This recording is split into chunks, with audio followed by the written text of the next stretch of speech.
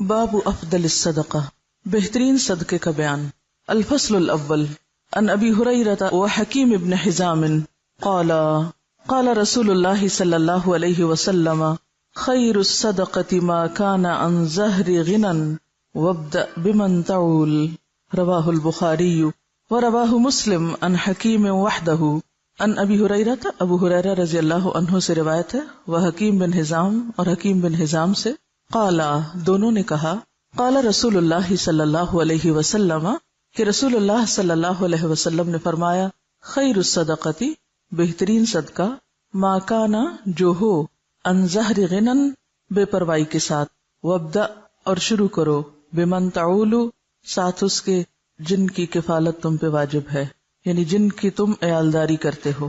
رواہ البخاری، اسے بخاری نے روایت کیا، اور رواہ مسلم اور اسے مسلم نے روایت کیا، عن حکیم وحدہ، مسلم کی روایت میں صرف حکیم بن حزام ہے۔ حضرت ابو ہریرہ اور حکیم بن حزام رضی اللہ عنہما کہتے ہیں، رسول اللہ صلی اللہ علیہ وسلم نے فرمایا، بہترین صدقہ وہ ہے جو بے پروائی کے ساتھ دیا جائے، اور شروع کرو اس شخص سے جس کا نفقہ تم پہ واجب ہو۔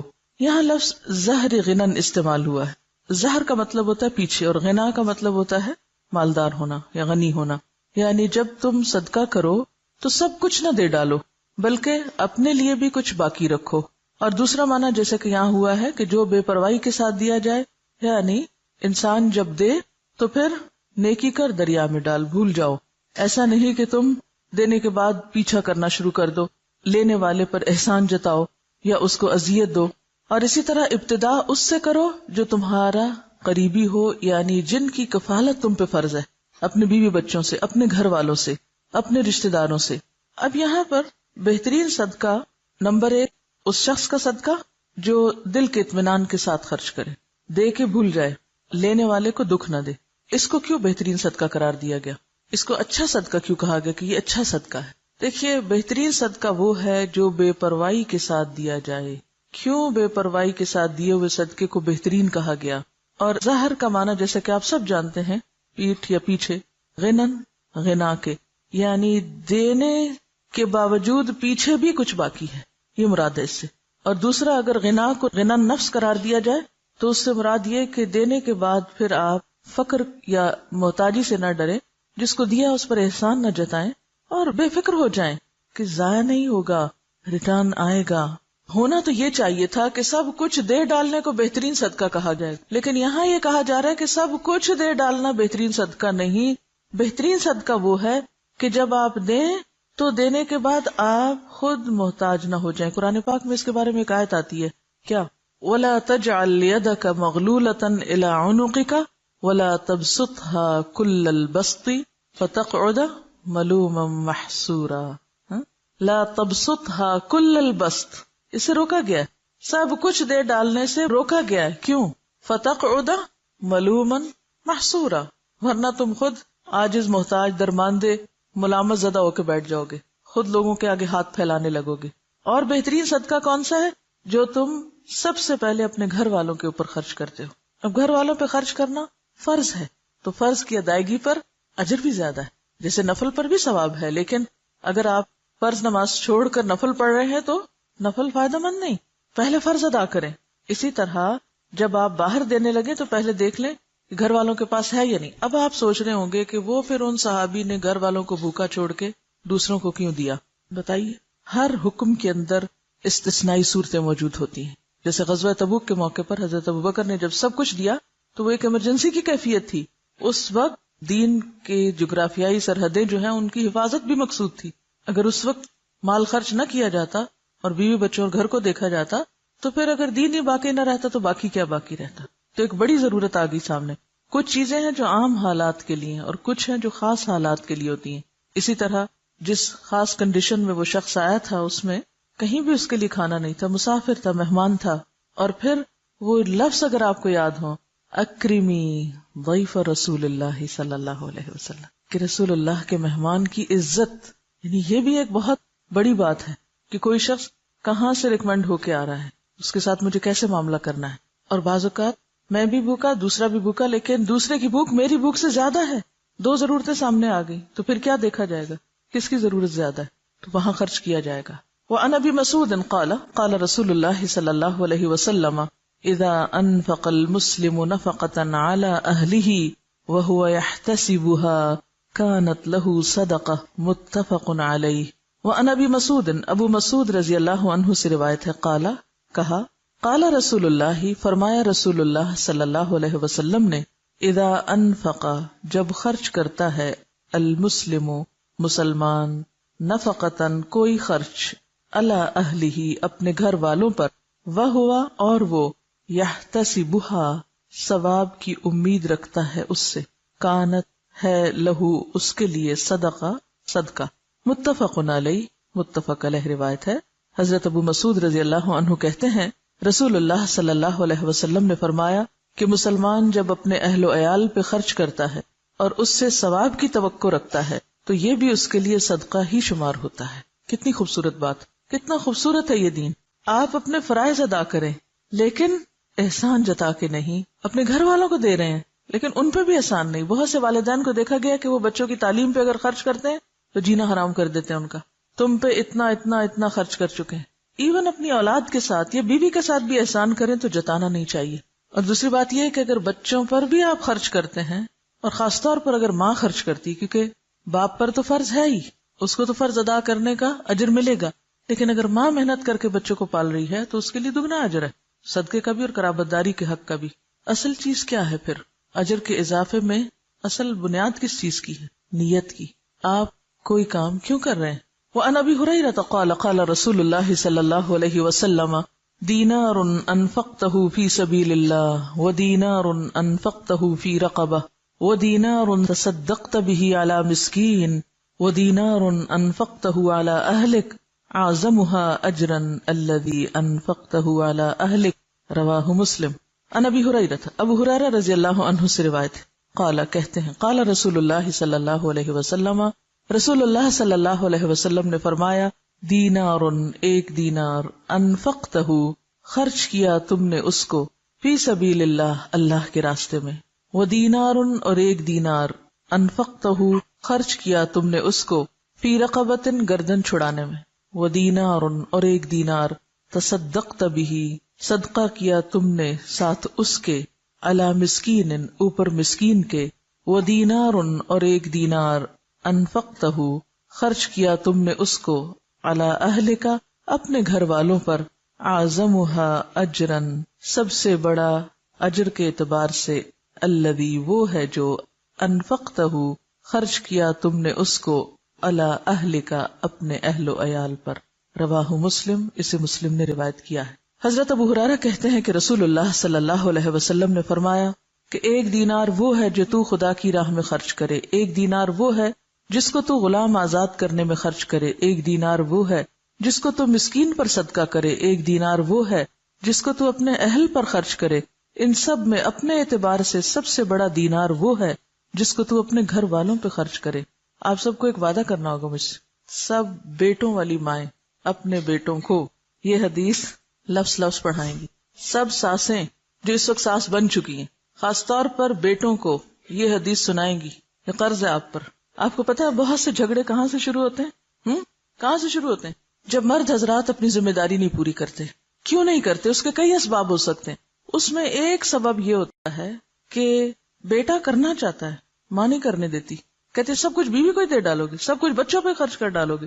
ٹھیک ہے، اس میں اعتدال چاہیے، سب کچھ بچوں اور بیوی کے لیے نہیں، لیکن ان کی ذمہ داری پوری کرنا. اگر مائیں یہ تعلیم اپنے بچوں کو دیں گی اور بچے آگے اپنی بیویوں کا اور بچوں کا خیال کریں گے، ان کا دھیان رکھیں گے، تو اس سے فائدہ کیا ہوگا؟ گھر میں خوشی ہوگی، گھر میں سکون ہوگا، تو آپ سب کام اچھے سے کر سکیں گے. اور دوسری بات یہ ہے کہ جب اپنے گھر والوں کو چھوڑ کے دوسروں کو دیا جاتا ہے، اس سے کیا ہوتا ہے نقصان؟ جو لے کے جاتے ہیں ان کے لیے دلوں میں نفرت اور عداوت پیدا ہوتی. پھر اوپر سے کہا جاتا ہے کہ آپ پھوپھی کے ساتھ اچھا سلوک نہیں کر رہے، آپ فلاں کے ساتھ اچھا نہیں کر رہے. مائیں یہ تو بیٹوں کو ضرور سکھاتی ہیں، دیکھو بہن ہے تمہاری، اس کو بھی دینا ہے، یہ بھانجے ہیں، یہ بھتیجے ہیں، یہ فلاں ہے، یہ فلاں ہے، سب کو دینا. نہیں سکھاتے تو کیا نہیں سکھاتے؟ بیوی کو بھی دینا. بیوی کا اگر وہ شوہر دل جیتیں گے تو کس کو فائدہ ہوگا؟ بالکل مدر ان لا کو ہی فائدہ ہوگا. لیکن اس کا یہ مطلب نہیں کہ بیویاں پھر واحد وارث بننا چاہیں سارے مال کی. دیکھیے مرد حضرات عام طور پر ان معاملات میں بیوی پہ بہت انحصار کرتے ہیں. وہ کہتے ہیں جدھر تم چاہو دے دو. اکثریت کو میں نے یہ دیکھا ہے, جو چاہو کرو. اب عورت کے ہاتھ میں ایک چیز آ گئی, اب ایک اور آزمائش, ہر نعمت آزمائش. اب اس پہ کیا فرض عائد ہوتا ہے کہ وہ سارا کچھ چھپا کے اپنے پاس ہی نہ رکھ لے. پھر اگین جب بہو پہ بات آتی ہے تو بہو اور بیٹی کے یا نند بھاوج کے آپس میں تعلقات کیوں خراب ہوتے ہیں؟ مثلا شوہر نے کچھ دیا, بہن کو نہیں دکھانا, چھپانا ہے, ساس سے بھی چھپانا ہے, اس سے بھی چھپانا ہے, اس سے بھی چھپانا ہے. اس کے کوئی وجوہات ہو سکتے ہیں, لیکن ان مسائل کو کم کرنے کے لیے اصل جو چیز چاہیے وہ دلوں کا بڑا ہونا ہے. جو لے جاتا ہے لے جائے, میرا حصہ کوئی بھی نہیں لے جا سکتا. میں نے انشور کرایا ہوا ہے, کوئی نہیں لے جا سکتا میرا.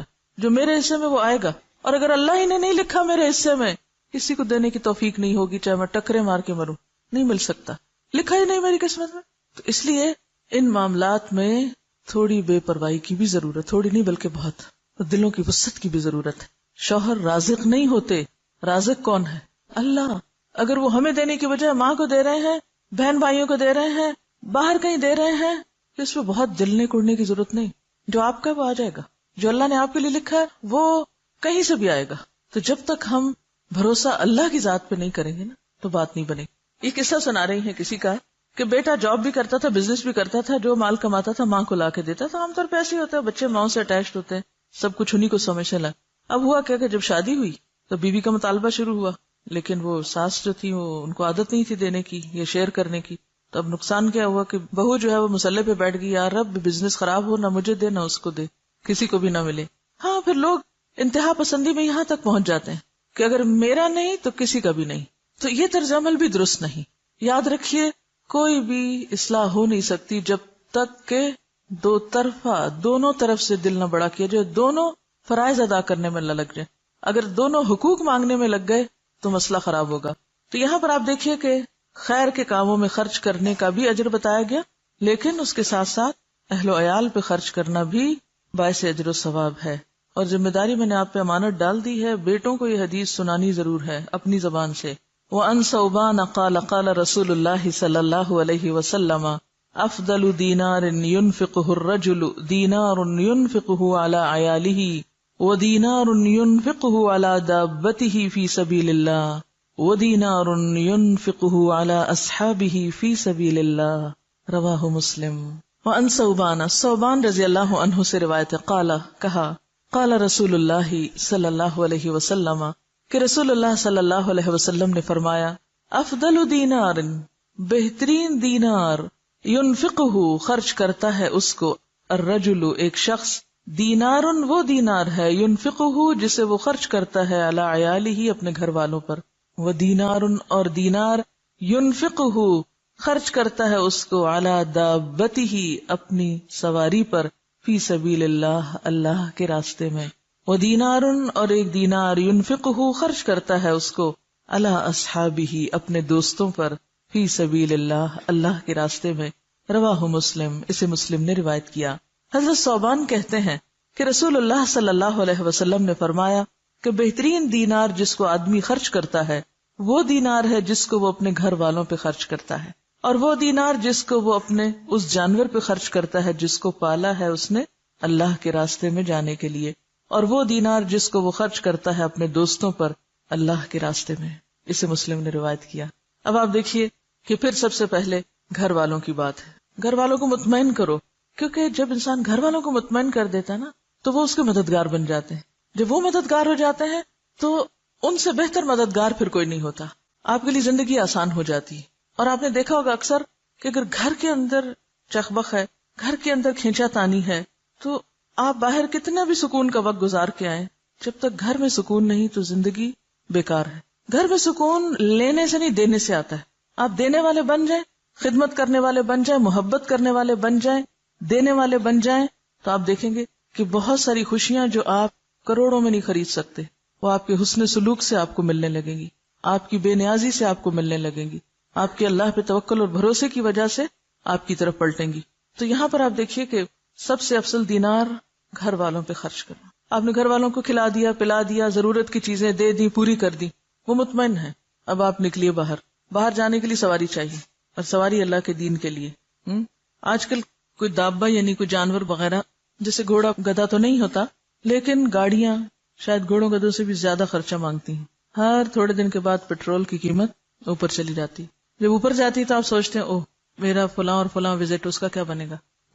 پہلا خیال یہ نہیں آتا گھر کے کاموں کا کیا، پہلا یہ آتا اوہ اب تو شاید میں پڑھنے نہ جا سکوں، اب تو شاید میں فلاں جگہ درس پہ نہ جا سکوں، پیٹرول بہت مہنگا ہو گیا. اب یہ جو آپ صدقہ باہر ادھر ادھر کرتے رہتے ہیں وہ صدقہ اپنے ہی گاڑی میں کریں یا گاڑی کی مرمت. آپ کو پتا ہے کہ گاڑی کی مرمت بھی پھر ہزاروں مانگتی ہے، اسی گاڑی پہ لگائیں. اگر آپ کو کسی اور کو دینے کی نہیں بھی فرصت ملی تو جو گاڑی آپ اللہ کے راستے میں استعمال کر رہے ہیں وہ پیٹرول کھائے یا موبائل یا پھر مرمت CNG واٹ ایور، وہ کیا ہے؟ فی سبیل اللہ، صدقہ ہے. گاڑی پر لگانا صدقہ ہے. اور اگر آپ صدقے کی نیت سے لگائیں گے کہ یا رب یہ سواری اللہ کے راستے میں مجھے دور دور لے جاتی ہے تو بہترین صدقہ ہے. اور پھر اور بھی اچھا اگر اس گاڑی پہ آپ کچھ اور لوگوں کو بھی سوار کر لیں یا کسی کو دے دیں استعمال کے لیے. وَدِينَارٌ يُنْفِقُهُ عَلَىٰ أَصْحَابِهِ فِي سَبِيلِ اللَّهِ. اب جب آپ اللہ کے راستے میں نکلتے تو اکیلے کہاں نکلیں گے؟ اکیلے تو نہیں نکل سکتے، ساتھ ہوں گے نا ساتھی. جب ساتھی ساتھ ہوں گے، کسی کو کھانا چاہیے، کسی کو سواری چاہیے، کسی کو کتاب چاہیے، کسی کو کچھ چاہیے. پہلے گھر والوں کو مطمئن کیا، پھر راستے کا انتظام کیا، پھر جہاں گئے وہاں جو آپ کے ساتھی ہیں ان کی ضروریات کا خیال رکھا. بہترین صدقہ. آپ کو حدیث یاد ہے جس میں آتا ہے کہ بندوں کی محبت اگر چاہیے تو کیا کرو؟ جو کچھ بندوں کے ہاتھ میں ہے اس سے بے نیاز ہو جائے. بندے تم سے محبت کرنے لگیں گے. اور جب تک تم بندوں کے ہاتھ کی چیز کے پیچھے پڑے رہو گے محبت نہیں ملے گی ان سے. اور ونس وہ محبت کرنے لگ جائیں تو پھر آپ دیکھیں ان سے آپ کچھ بھی کروا سکتے ہیں، پھر مشکل نہیں ہوگا. ہم گھر والوں سے کھینچا تانی جب رکھتے ہیں تو نتیجتاً نہ وہ ہماری مانتے نہ ہم ان کی مانتے ہیں. تو گھروں کی کشمکش دور کرنا ضروری ہے اور اس کے لیے مال اہم کردار ادا کرتا ہے. جو دینے والے نہیں ان کو دے کر سکھائیں. بعض لوگوں کو دینا آتا ہی نہیں، سیکھا ہی نہیں، بچپن سے ہی بخل پہ ٹریننگ ہے. اور سب سے بڑی بات ہی نا کہ اگر ماں باپ صرف یہ چند حدیثیں بھی بچوں کو سکھا دیں، بچپن میں ہی ذہن میں ڈال دیں، تو آپ دیکھیں گے کہ بڑے ہو کر وہ دل اتنے تنگ نہیں رہیں گے. اور جب ماں باپ ہی یہ سکھائیں کہ نہیں بس جمع کرو، کٹھے کرو، بچاؤ، کسی کو دینے کی ضرورت نہیں، پہلے اپنا آپ دیکھو، کیونکہ عموماً تو ٹریننگ اسی ڈھنگ پہ ہوتی ہے نا. تو پھر بڑے ہو کر عادت ہی نہیں ہوتی دینے کی، لہٰذا گھروں کے اندر ایک مسلسل جنگ کی کیفیت رہتی، رونا دھونا باقی رہتا ہے. عملی طور پر بچوں کے ہاتھ سے دلوانا شروع کریں، بہن بھائیوں کو دلوائیں، کیونکہ عام طور پر فقیر کو پھر بھی دے دیتے ہیں بچے، لیکن بہن بھائی کو چیز نہیں دیں گے. تو بہن بھائیوں میں شیئرنگ کی عادت ڈالیں، یہ چیز تمہارے لیے اور یہ چیز سب کے لیے. ہمارے والد جب کوئی چیز گھر میں لاتے تو بچوں سے کہتے سب کو تقسیم کرو، کوئی ڈرائی فروٹ ہو، کچھ بھی، تو کہتے اچھا آج فلاں تم ادھر آؤ، سب کو دو. اس سے دینے کی عادت پڑتی اور اپنوں کو دینے کی عادت پڑتی، ورنہ انسان اپنوں کو دینے میں بعض اوقات زیادہ بخیل ہوتا ہے. دسترخوان سے یہ ٹریننگ شروع کی جائے. ہمارے والد ہمیں کہتے تھے کہ عید تمہیں رمضان میں مل جائے گی کیونکہ رمضان میں ثواب زیادہ ہوتا ہے، تو میں تم لوگوں کو عید رمضان میں دینا چاہتا ہوں. ہمیں ہمیشہ عید ایک دن پہلے مل جاتی تھی، 2 دن پہلے. جب مل جاتی تھی تو پھر کہتے تھے اب تم اللہ کے راستے میں نہیں دو گے، پھر ہم ہی سے نکلواتے تھے. تو اس وقت تو دل بہت تھوڑا ہوتا تھا کہ یہ کیا مشکل ہے. تو یہ ہے کہ یعنی گھر میں کوئی ایسی چیز رکھ لیں جس میں ڈالتے جائیں بچے، کوائنز ڈالنے کا، کوئی برتن، کوئی پاٹ، کوئی اینی تھنگ. اور پھر جب وہ بھر جائے تو پھر جا کے خود اپنے ہاتھ سے خرچ کریں، یعنی اللہ کے راستے میں دیں، جہاں بھی دلوانا ہو آپ کو. ایدھی کی اگر آپ نے بایوگرافی پڑھی، میں نے ساری پڑھی، 3 دن میں پڑھی تھی میں نے، اور بہت کچھ سیکھا تھا میں نے اس میں وہ لکھتے ہیں کہ اس کام کے کرنے کے پیچھے کون تھا. کہتے ہیں میری ماں جو بالکل پڑھی لکھی نہیں تھی اور بہت غریب گھرانے سے تعلق رکھتے تھے، لیکن ماں ان کے ہاتھ سے بہت صدقہ کرواتی تھی. وہ کہتے ہیں کہ وہ ایک چھتی کے اوپر وہ رکھی ہوئی ہوتی تھی ایک کٹورا یا پیالہ، اور اس میں پیسے ہوتے تھے، مجھے چڑھا کے اترواتی تھی، پھر کہتی جاؤ وہاں دے کر آؤ، اور مجھے دوڑاتی تھی دور دور تک گاؤں میں، اور جہاں جہاں ضرورت ہوتی تھی وہاں مجھے بھیجتی تھی. تو وہ کر کر کے ایک ایسی عادت پڑی کہ پھر وہ کیے بغیر چین بھی تو نہیں آتا. جب آپ کو بچپن سے عادت پڑ جائے تو پھر آپ نہیں چھوڑ سکتے، پھر وہ رگ رگ میں چلا جاتا ہے. اور بچپن سے بخل پہ بچوں کو پالے، رگ رگ میں بخل گھس جائے گا، ساری زندگی خود بھی اذیت اٹھائیں گے اور دوسروں کے لیے بھی وبال جان ہوں گے. کیونکہ بخیل شخص جو ہے اس کے ساتھ زندگی بسر کرنا سب سے مشکل کام ہوتا ہے. اور پھر آپ دیکھیے خاص طور پر یہ حدیث مسلم کی روایت ہے اور بڑی خوبصورت حدیث ہے جس میں کہ فی سبیل اللہ اپنے ساتھیوں پہ خرچ کرنا، ان کی ضروریات پر. وعن ام سلمۃ قالت قلت یا رسول اللہ الی اجر ان انفق علی بنی ابی سلمہ انما هم بنیہ فقال انفقی علیہم فلک اجر ما انفقت علیہم متفق علیہ.